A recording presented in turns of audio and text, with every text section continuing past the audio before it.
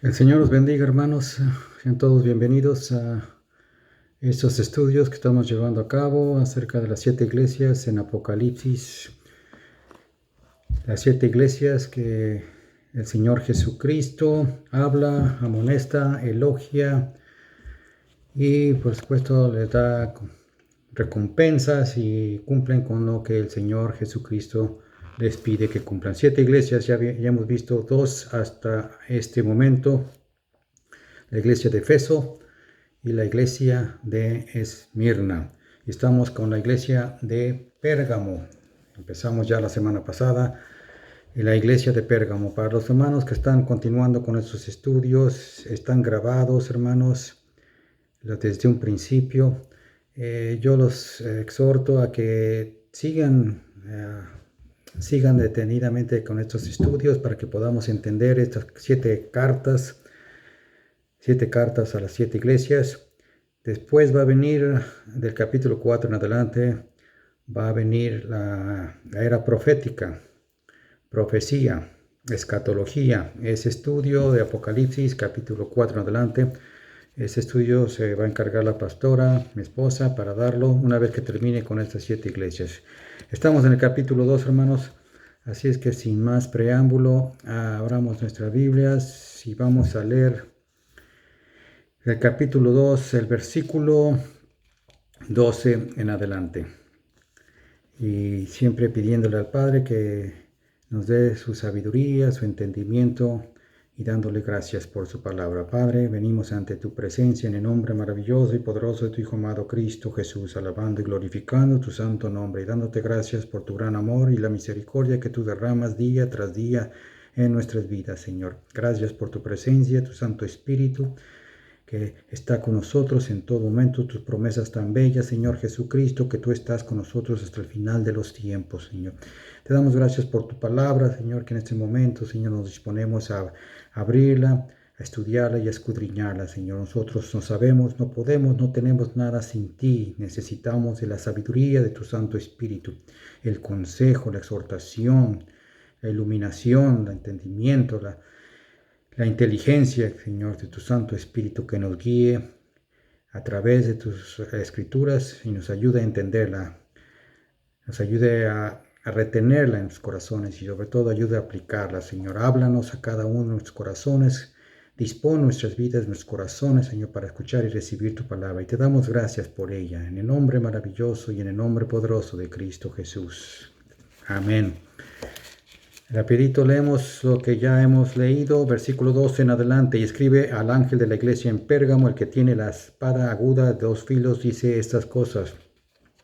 Yo sé tus obras y dónde moras, donde está la silla de Satanás. Y retienes mi nombre. Y no has negado mi fe, aun en los días en que fue Antipas mi testigo fiel, el cual ha sido muerto entre vosotros, donde Satanás mora. Pero tengo unas pocas cosas contra ti, porque tú tienes ahí los que tienen la doctrina de Balaam, el cual enseñaba a Balac a poner escándalo delante de los hijos de Israel, a comer de cosas sacrificadas a los ídolos y a cometer fornicación. Así también tú tienes a los que tienen la doctrina de los Nicolaitas, la cual yo aborrezco. Arrepiéntete, porque de otra manera vendré a ti presto y pelearé contra ellos con la espada de mi boca. El que tiene oído, oiga lo que el Espíritu dice a las iglesias. Al que venciere daré a comer del maná escondido y le daré una piedrecita blanca y en la piedrecita un nombre nuevo escrito, el cual ninguno conoce sino aquel que la recibe. Esta es Pérgamo, la tercera iglesia que estamos leyendo. Bueno, ya hemos visto Pérgamo, que es el asiento de Satanás. Hablamos un poco la semana pasada que donde se ha estado moviendo este trono de Satanás se originó, ¿verdad? Desde tiempos de Génesis se originó en Babilonia y después se fue moviendo, ¿verdad? Se ha estado moviendo de Babilonia, una vez caída Babilonia por los persas. Fue movida de Babilonia a Pérgamo. y es aquí donde estamos, en Pérgamo. Y después de Pérgamo se fue movida a Roma, pero eso lo vamos a ver más adelante, o lo vamos a ver con la pastora en capítulo 4 en adelante.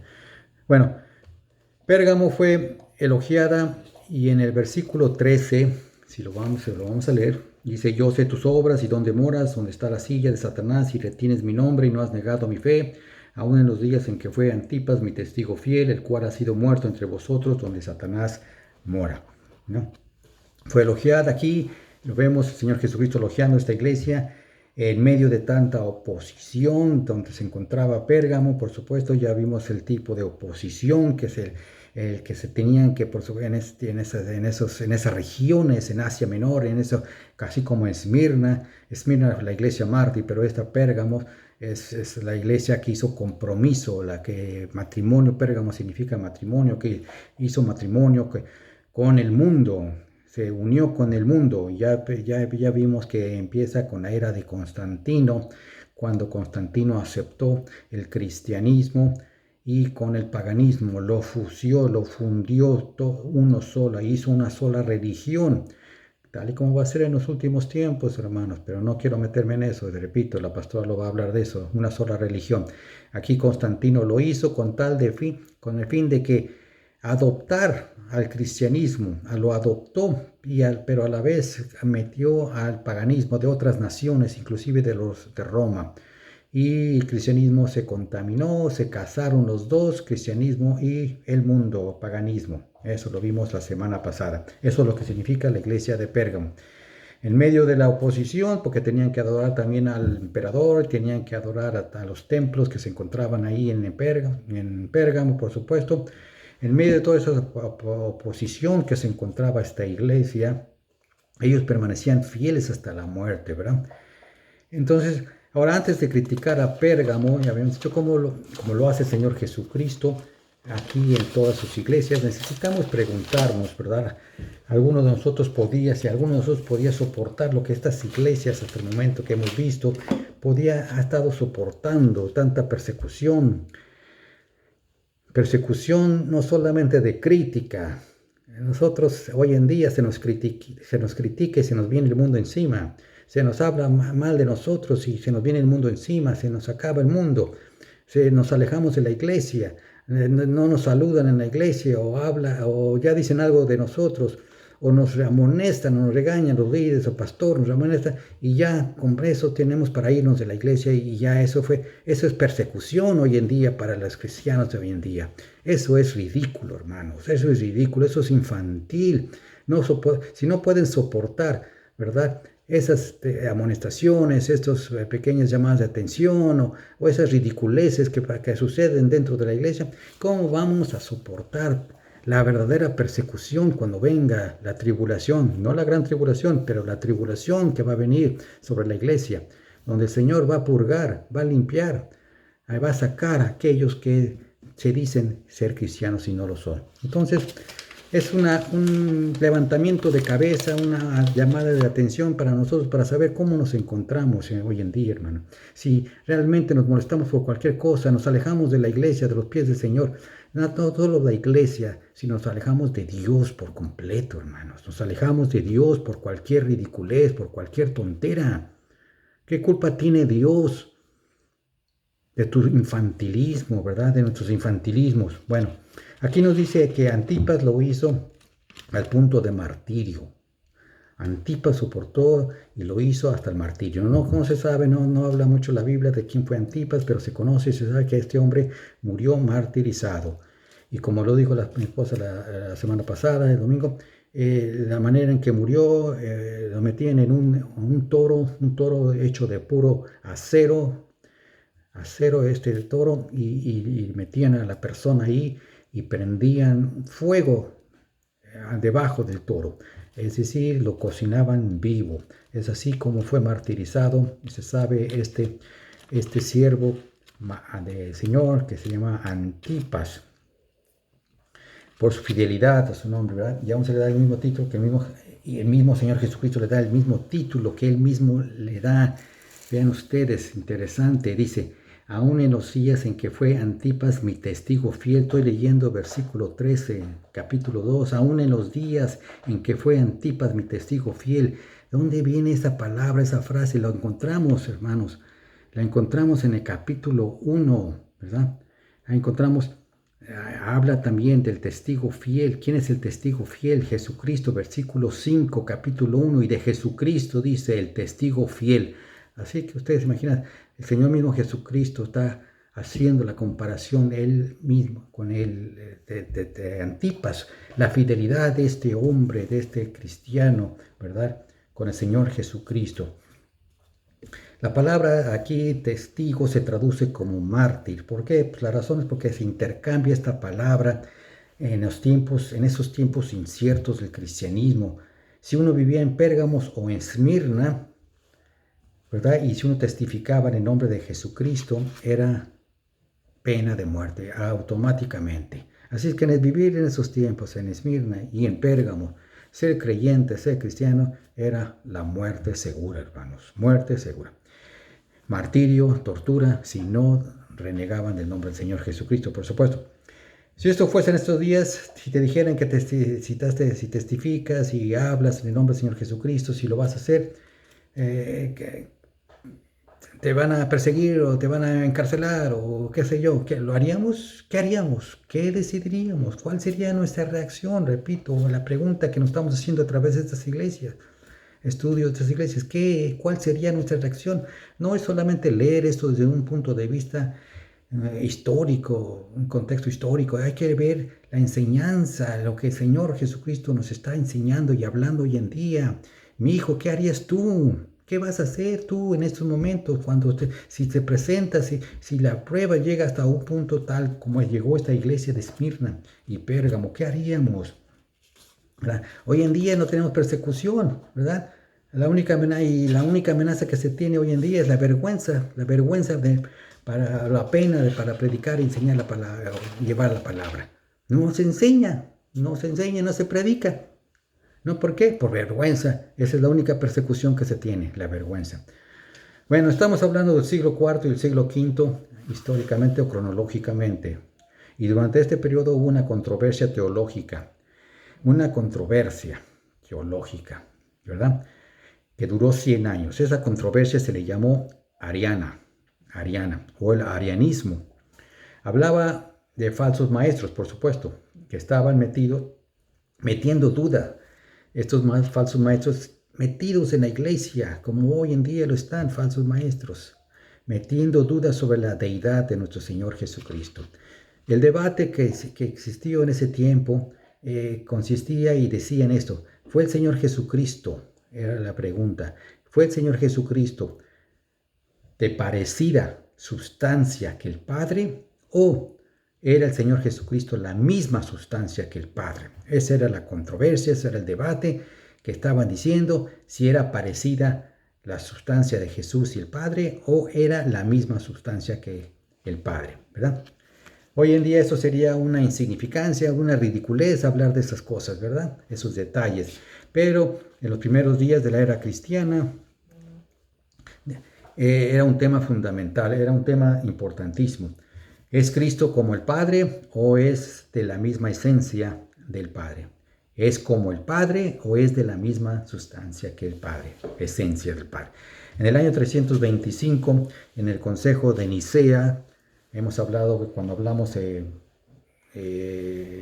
libro de Hechos, hubo un consejo allá en el libro de Hechos, parece capítulo 19, no estoy seguro, pero por ahí así, un consejo que se llamó el Consejo de Jerusalén.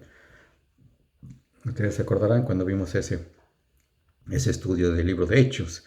El Consejo de Jerusalén consistía en que los apóstoles, que todavía estaban vivos en ese tiempo, el libro de Hechos, se reunieron con los líderes de la iglesia y debatieron acerca de la entrada de los gentiles a la iglesia, si entraban o no entraban. Acuérdense que al principio la iglesia consistía del pueblo judío, ¿verdad? Era pueblo judío, no eran gentiles, pero fue cuando el Señor Jesucristo, a través de Pedro, Cornelio, en fin, no vamos a regresar a eso, pero ustedes recordarán, es un consejo. El Consejo de Jerusalén empezó ahí Y aquí otro consejo, este ya fue en el año 325, todos los apóstoles ya habían fallecido. En este consejo de Nicea, que es en el sur de Francia, de la ciudad de Nicea, la iglesia ahí determinó, el consejo, la junta que se hizo, ahí determinó que el Señor Jesucristo, como las escrituras lo enseñan, es de la misma esencia que el Padre. Más claro que el agua no puede ser, hermano. Si leemos las escrituras, si entendemos y conocemos las escrituras, ahí está todo, hermano. Ahí está todo, no hay nada escondido. Lo único que tenemos que hacer es escudriñarla. Y parece que estos primeros líderes y estudios de la era cristiana lo hicieron, y gracias a Dios que lo hicieron, ¿verdad? Y llegaron a ese consenso, a esa conclusión, ¿verdad? Que Jesucristo es de la misma esencia que el Padre. Son de la misma esencia. Dios, Jesucristo es Padre. Padre es el que... No, mismo Jesucristo lo dijo en su evangelio. Mi Padre y yo somos uno. Ahora, si esto no hubiese pasado, si hubiesen determinado lo contrario, ¿verdad? Y no hubiesen decidido eso, que Jesucristo es la misma sustancia que el Padre, el resto de la historia del cristianismo hubiera sido como el unitarismo. Unitarismo es una doctrina, una de las tantas doctrinas falsas que existen. No creen esta doctrina, no creen que Jesucristo es mismo Dios, no creen en su deidad, y solo creen en Jehová Dios Padre, negando la Trinidad, la deidad de Jesús y del Espíritu Santo, ¿verdad? Entonces, esos unitarios, pues su nombre lo dice, unitarios, solamente creen y aceptan y adoran y sirven a Jehová, Dios Padre, pero Jesucristo no lo reconocen como Hijo de Dios o como Dios, y al Espíritu Santo menos, ¿verdad? Pero gracias a Dios, hermanos, que eso no pasó. Y no estamos como los unitaristas o los unitarios, que todavía ahí andan por el mundo, ¿verdad?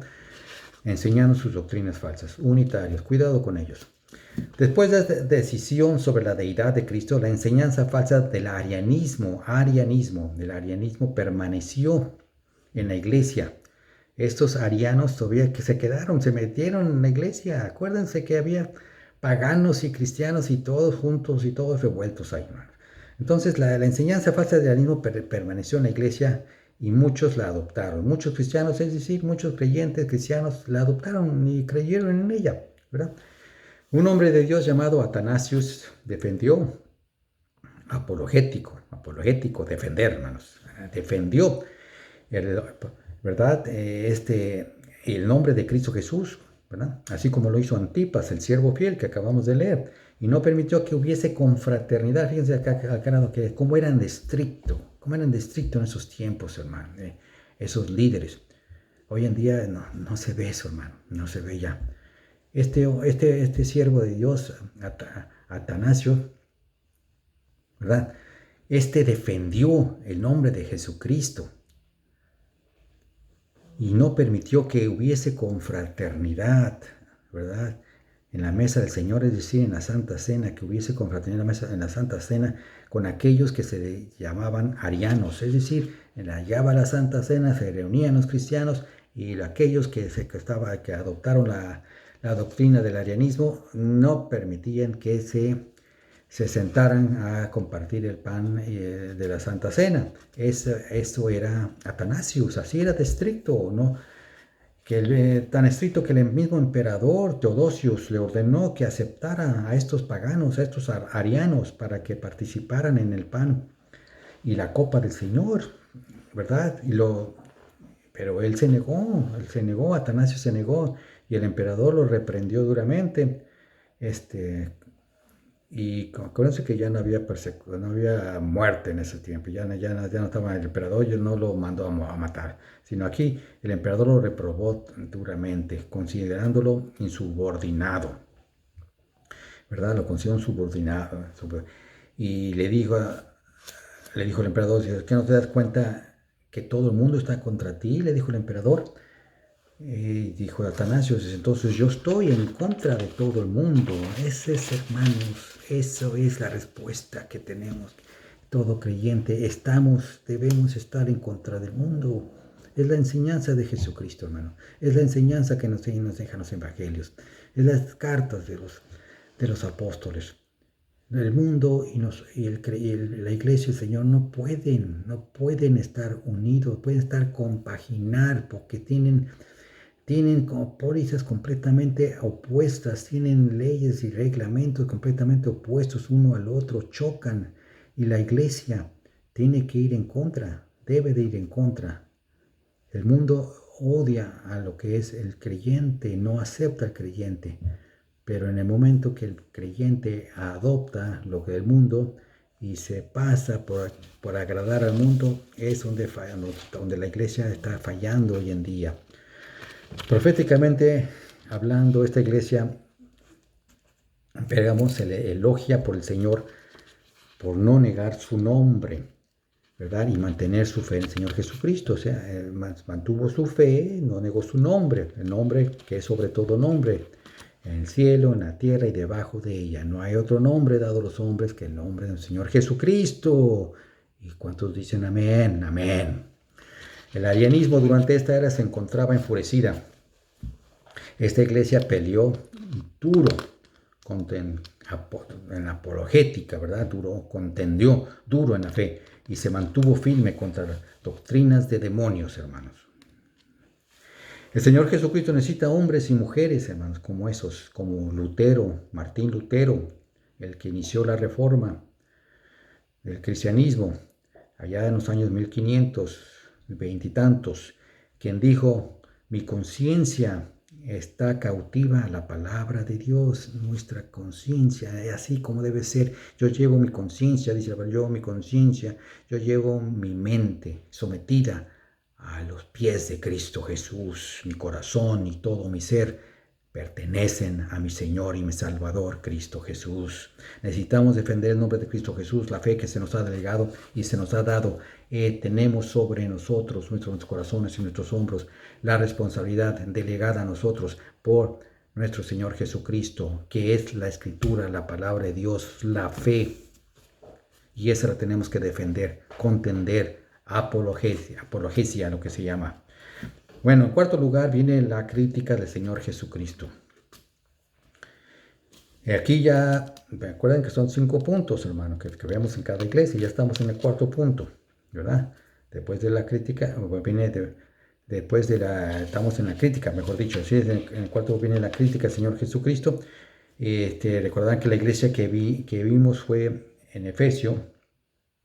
La iglesia que vimos en Efesio fue una iglesia duramente criticada, ¿verdad? Porque había dejado su primer amor. Tenía muchos atributos en su favor, tenía muchos, pero la crítica que tuvo muy fuerte fue que dejó su primer amor, ¿verdad? Y aquí en Pérgamo el Señor les dice, tengo unas pocas cosas contra ti. Es decir, resume el Señor Jesucristo, ¿verdad? Es decir, tengo unas pocas cosas contra ti en el versículo 14. Pero tengo unas cosas contra ti, porque tú tienes a él que tiene la doctrina de Balaam, al cual enseñaba Balac, a poner escándalo delante de los hijos de Israel, a comer de cosas sacrificadas a los ídolos, a cometer fornicación. Así es de que aquí ya está criticando el Señor Jesucristo, ¿verdad? La primera hora elogia, le está diciendo lo bueno que eres, yo sé tus obras, donde moras, donde está la silla de Satanás, has tenido mi nombre, te has mantenido firme, no has negado mi fe, has mantenido firme, le dice en el versículo 13, ¿verdad? Y pone el ejemplo como de Antipas, el siervo fiel, pero aquí viene la crítica, ¿verdad? Aquí viene la crítica. Ahora, hablando proféticamente, ¿qué es la historia de la iglesia? La vemos aquí por fuera, aquí esta iglesia que hasta ahorita, la iglesia que cómo está creciendo prácticamente desde la era apostólica hasta, estamos en los años 300, 400 ahorita. Estamos viendo proféticamente cómo la iglesia se está extendiendo, está creciendo, ¿verdad? La iglesia del Señor Jesucristo. No estamos hablando de una iglesia en particular aquí. Estamos hablando de la iglesia del Señor Jesucristo por todo el mundo. Se está extendiendo, está creciendo, se expande, crece como la parábola de la semilla de mostaza. ¿Se acuerdan cuando vimos las parábolas? La semilla de la mostaza, una semilla más chiquita. Dice el Señor Jesucristo, si tu fe fuera como la semilla de mostaza, ¿verdad? Le dirías a aquel monte, arrójate al mar. Pero estamos hablando de la semilla de mostaza, cómo crece, crece a ser un árbol grandísimo, dice en la parábola el Señor Jesucristo. Así la iglesia está creciendo, se está extendiendo a ser un gran árbol. Pero la condición espiritual de la iglesia, hermanos, la condición espiritual de la iglesia declina, ¿verdad? Especialmente en relación a su pureza y doctrina.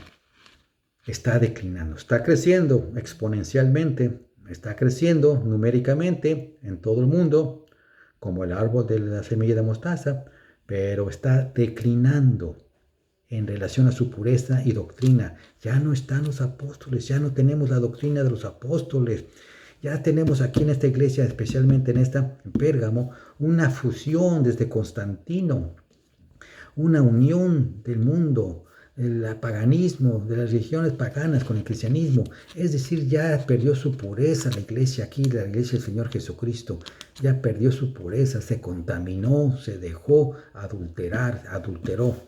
Bueno, el Señor Jesucristo le dice a Pérgamo, porque tú tienes ahí, eso quiere decir que el Señor Jesucristo, en el momento que dice, tú tienes ahí, había cristianos en la iglesia, por supuesto, en las iglesias hay cristianos, pero en esta iglesia había también falsos cristianos, por supuesto, y estamos hablando de cómo la unión del paganismo con el cristianismo. En una iglesia como hoy en día, hermanos, no es sorpresa, hoy en día hay lo mismo. En todas las iglesias hay verdaderos creyentes y hay falsos creyentes.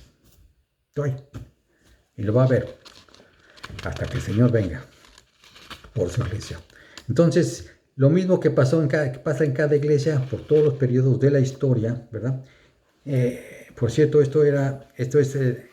se puede comparar a la parábola de Mateo 13, a la parábola del trigo y la cizaña. Recuerden, hermanos, que estamos viendo las 7 iglesias. Y recuerden que dijimos que hay similitud, hay semejanza con las parábolas de Mateo 13.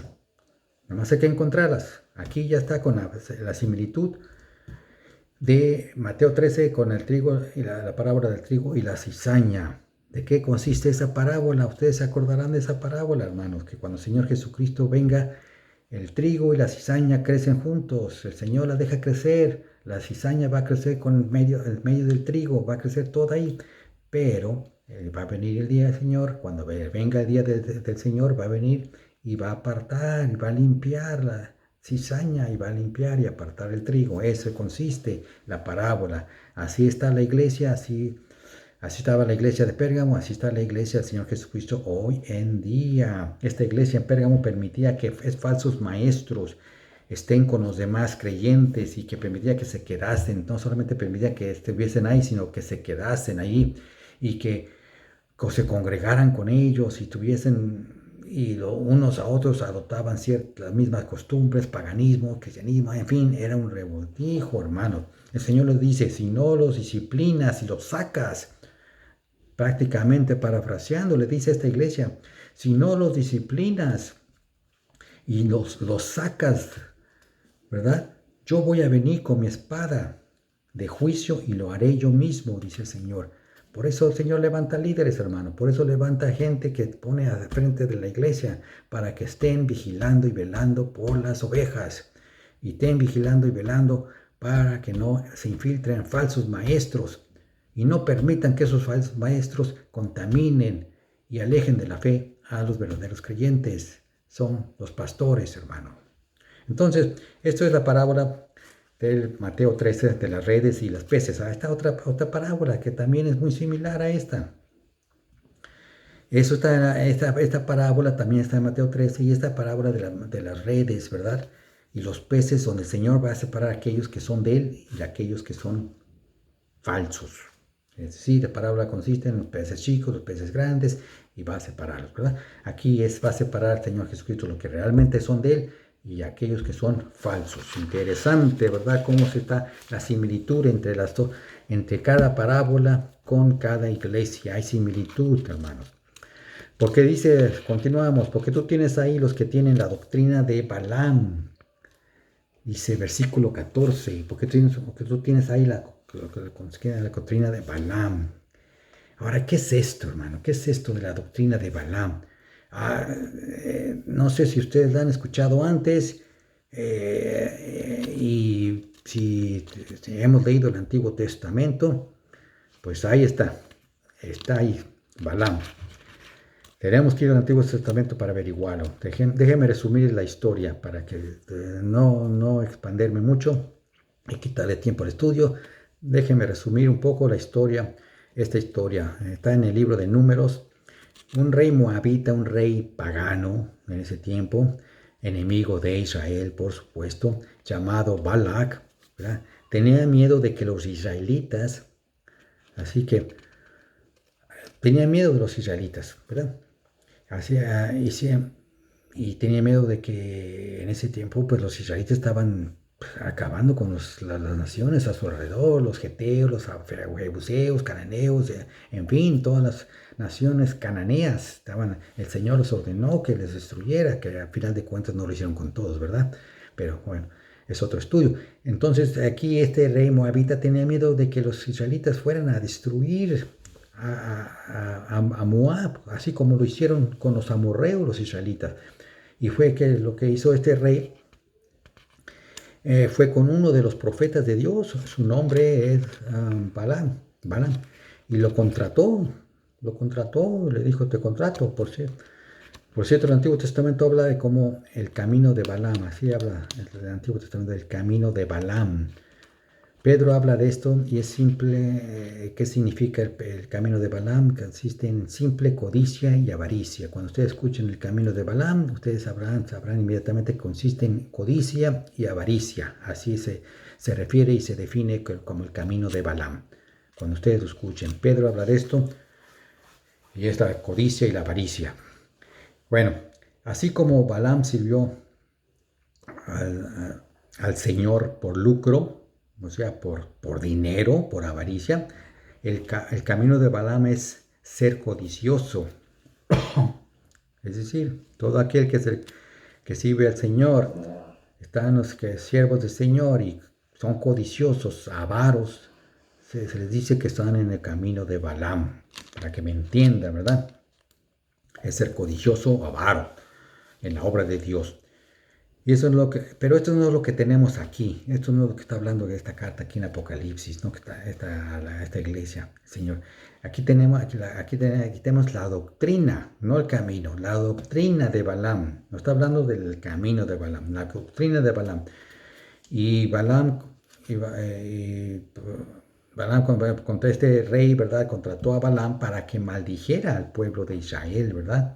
Así es de que Balac, este rey moabita, Balac, contrató a este profeta de Dios y le dijo, te pago tanto para que vayas y maldigas al pueblo de Israel. ¿Verdad? En el libro de Judas, uno de los más pequeños, el más pequeño, Judas también en el versículo 11 habla del error de Balaam, el error de Balaam. No es el camino de Balaam, este es el error de Balaam, que estoy hablando aquí en Judas, el error de Balaam, que se suponía que uno podía hacer que a Dios o forzar a Dios maldecir a Israel. ¿Verdad? Esto es el error de Balaam, ¿verdad?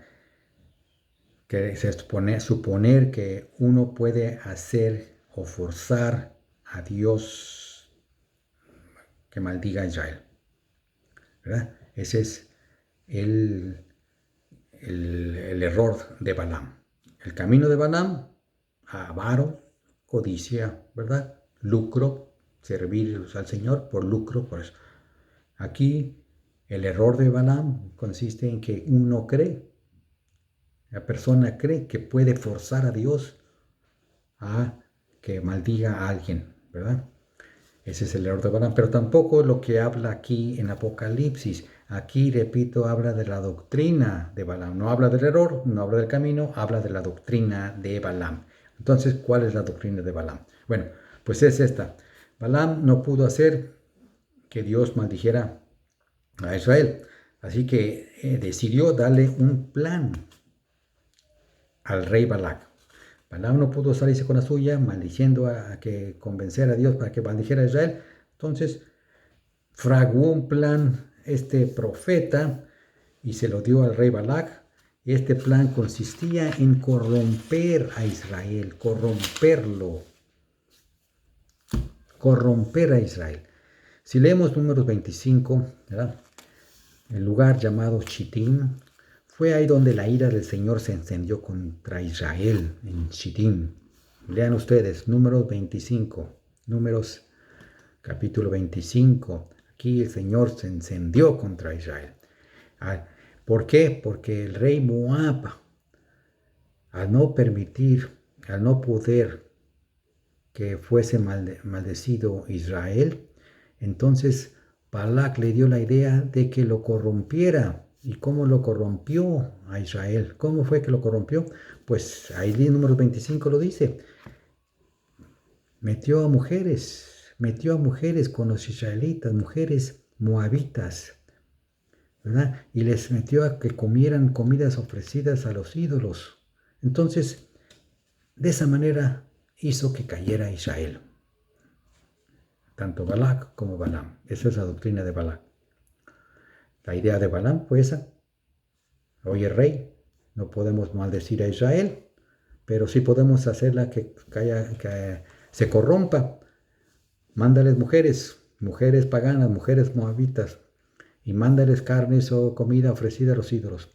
Y los israelitas cayeron, hermano. Los israelitas cayeron. Número 25 habla de la ira del Señor que se encendió contra Israel.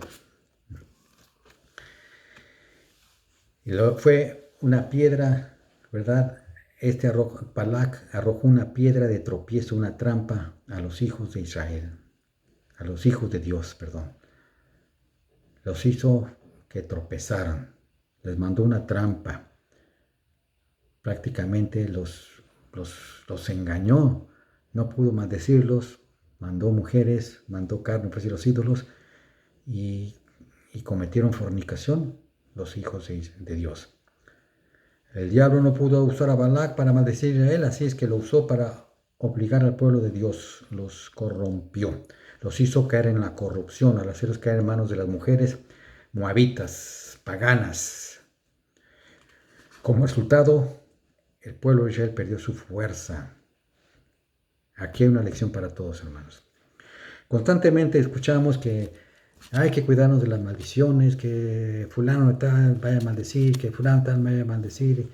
Yo no soy muy adepto, muy de aceptar la idea de que cualquiera puede venir y te puede maldecir, siendo hijo de Dios estoy hablando. No puede venir cualquiera a maldecirte. Aquí tenemos el ejemplo. Dios nos cubre con su preciosa sangre. El Señor Jesucristo nos cubre con su preciosa sangre. Fuimos comprados precio altísimo, precio de sangre del Señor Jesucristo. No cualquiera puede venir y te va a maldecir. No. Al menos, hermanos, que nosotros, porque tenemos el poder, hermanos, tenemos el poder del Espíritu Santo que está en nosotros, Dios con nosotros, en nuestros corazones, somos sellados con las alas del Espíritu Santo. Nos cubre su sangre, el Espíritu Santo está con nosotros. Eso de que cualquiera puede venir y te pueda maldecir, no lo acepto yo, no lo creo yo. Hay algunos cristianos que sí lo aceptan, sí lo creen y sí tienen temor de eso. Bueno, eso es. Pero de acuerdo a lo que me dice la palabra, el Señor me dice que yo soy cubierto con la sangre del Cordero. El Señor está conmigo, Emmanuel, el Espíritu Santo, soy sellado con las alas del Espíritu Santo. Al menos que el creyente abra las puertas a través del pecado. Y en este caso Israel abrió las puertotas del pecado, cometiendo fornicación y comiendo carne ofrecida a los ídolos. Dos cosas aborrecibles por Dios, hermanos. Uno, un pecado inmoral, el otro, un pecado que el Señor aborrecía desde un principio, cuando le dijo al pueblo de Israel que no se juntara, no se uniera con las naciones paganas, para no contaminarse con ellos. Dos pecados abrieron las puertas, la maldición. El pueblo ya no tuvo el poder se fue. Entonces fue cuando sí permitió, ahí fue donde cayó Israel, ¿verdad? Aquí hay una lección para todos. Si el diablo como que anda como león rugiente, dice Pedro, anda como león rugiente viendo a quién devorar. No nos puede hacer nada, pero él vendrá como una serpiente. Puede venir como una serpiente, con sutileza y con un engaño. Por eso, hermanos, tenemos que estar alertas.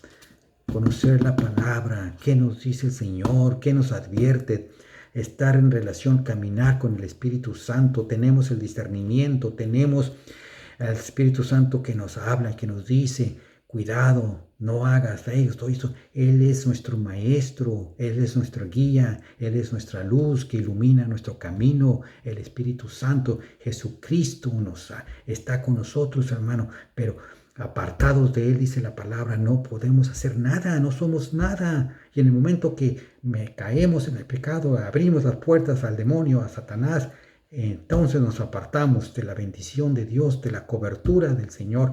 Ya no estamos bajo sus alas divinas, ya no estamos cubiertos con su sangre.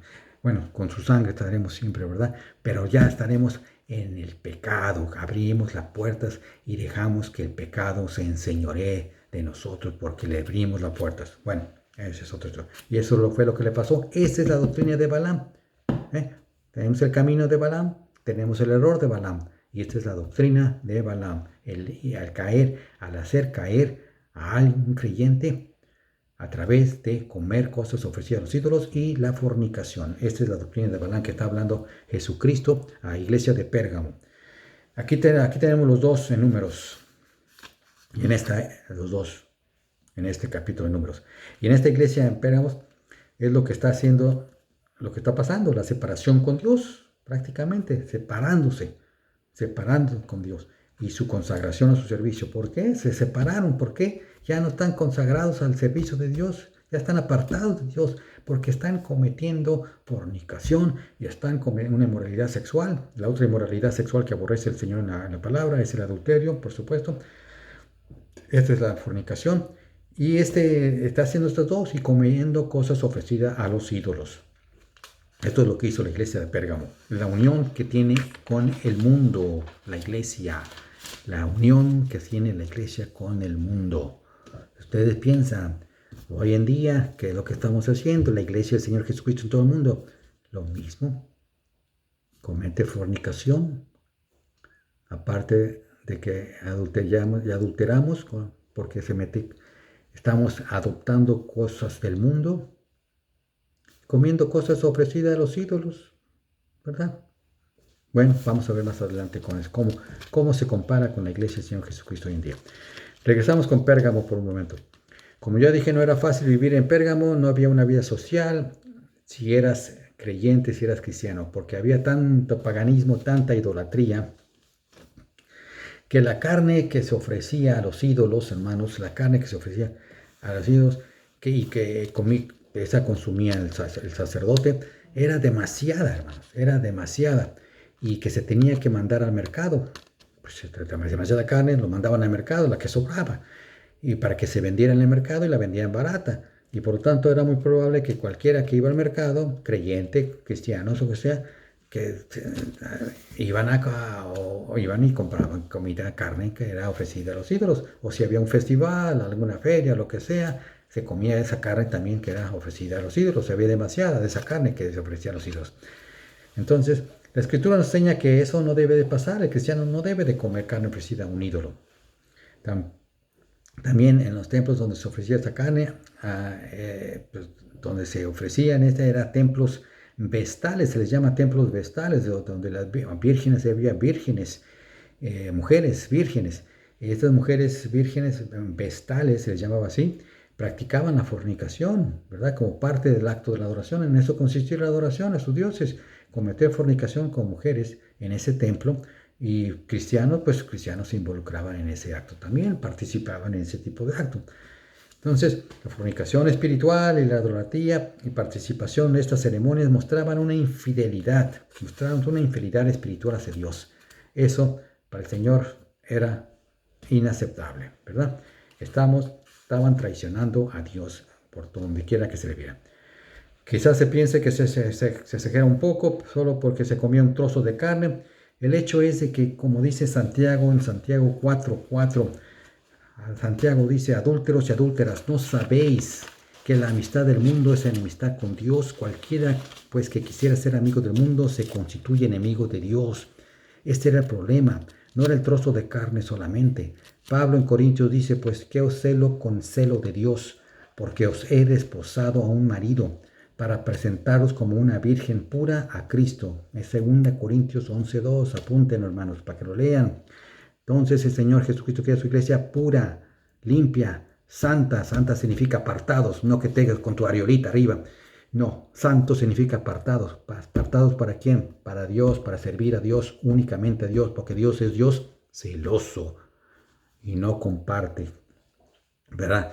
No comparte su gloria con nadie, ¿verdad? Él no comparte tampoco su corazón, con sus corazones, que lo compartamos con el mundo y con Él. No, con su corazón debe ser y pertenecer sola y únicamente para Cristo Jesús, hermanos, y su nombre, gloria. Entonces, cuando nosotros estamos con el mundo, estamos participando en actividades, en cosas, en lo que el mundo hace, lo que el mundo quiere, porque es muy bonito que el mundo hace esto, que el mundo participa, come esto, todo lo que el mundo hace.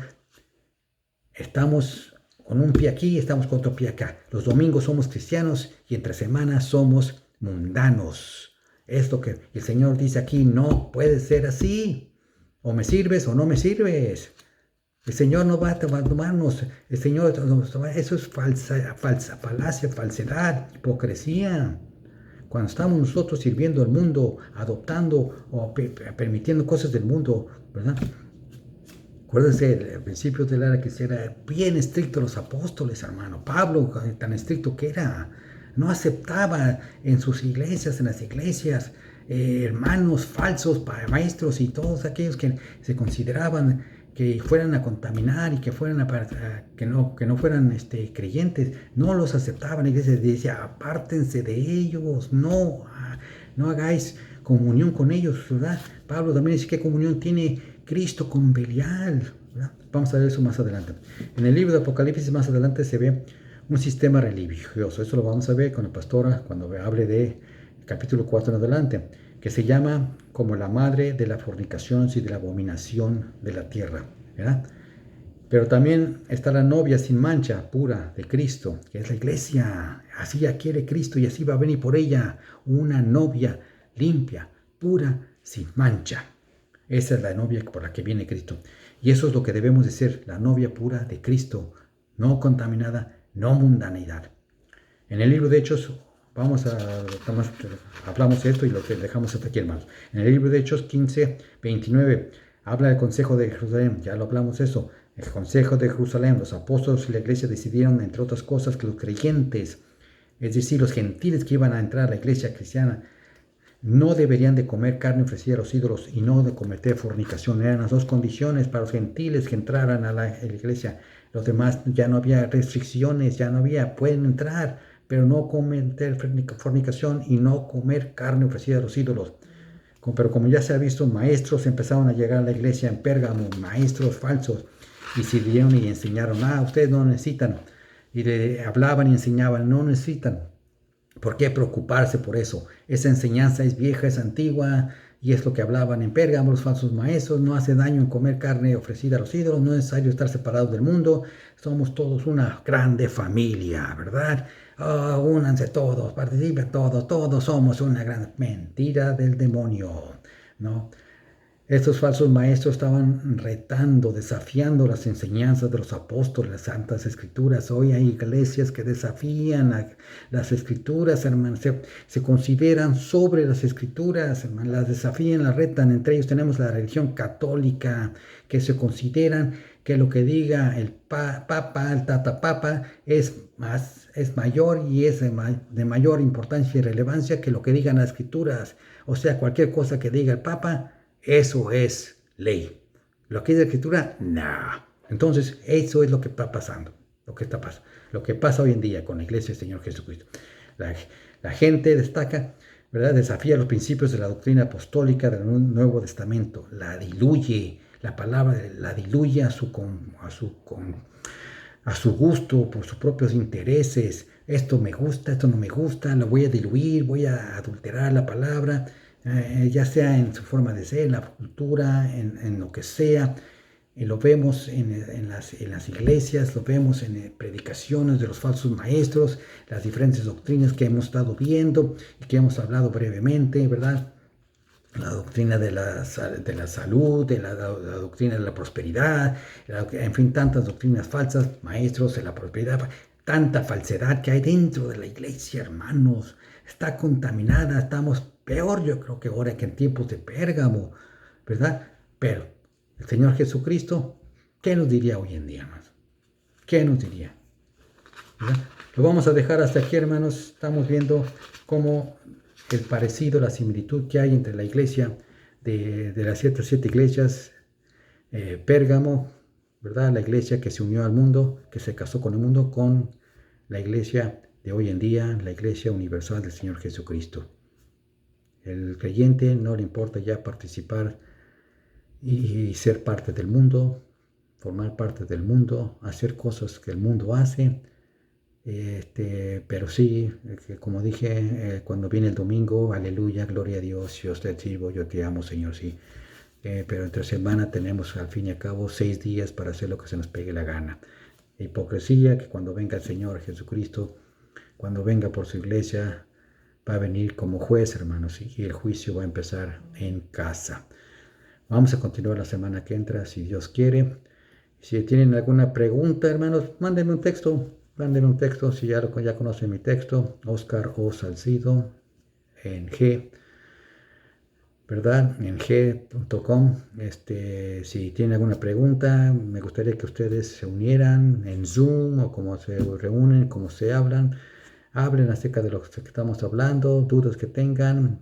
Estudien la palabra, hermanos. Lean la palabra y oremos. Oremos, hermano, por lo que está pasando, la pandemia que está azotando el mundo. Vamos a girar nuestro rostro, hermano. Padre, una vez más venimos ante tu presencia en el nombre maravilloso de Cristo Jesús, alabando tu nombre, dándote gracias, Señor, por este estudio, por tu palabra, por tu Santo Espíritu presente. Cada vez que nos reunimos, Señor, tú estás reunido con nosotros. Donde 2 o 3 se reúnen en tu nombre, tú estás en medio de ellos y tú estás con nosotros, ya hablando con nosotros, hablándonos, amonestándonos, exhortándonos, trayéndonos convicción, Señor, y enseñándonos, Señor, a escudriñar tu palabra. Que esta palabra, Señor, como dice la Escritura, Señor, bienaventurado el que lee esta palabra, Señor. Bienaventurado el que la lee y los que oyen las palabras de esta profecía, dice tu palabra, y los que guardan las cosas en ella escritas, ¿verdad? Porque el tiempo está cerca. Debemos de conocer los tiempos, debemos de conocer lo que dice tu palabra, Señor. Tú, Santo Espíritu, Maestro por excelencia, viene y nos enseña, nos exhorta a que estemos día tras día aprendiendo de ella. Gracias te damos por ella. Pedimos por la pandemia, Señor, porque tú le pongas fin a este azote, Señor, esta plaga, esta peste que está azotando el mundo. Te pedimos, Señor, por todos los que están en los hospitales, que están bajo los ventiladores, Señor, por los que sufren, los que lloran, los que están enfermos, por los que han perdido seres queridos, Y yo me uno a mis hermanos en Cristo, a tu iglesia, por sus necesidades y sus peticiones, Señor. Que tú recibas la oración, sabemos que tú la has recibido y te damos gracias por ello, Señor. Cúbrenos, guárdanos, protégenos, Señor, bajo tus alas divinas, Señor.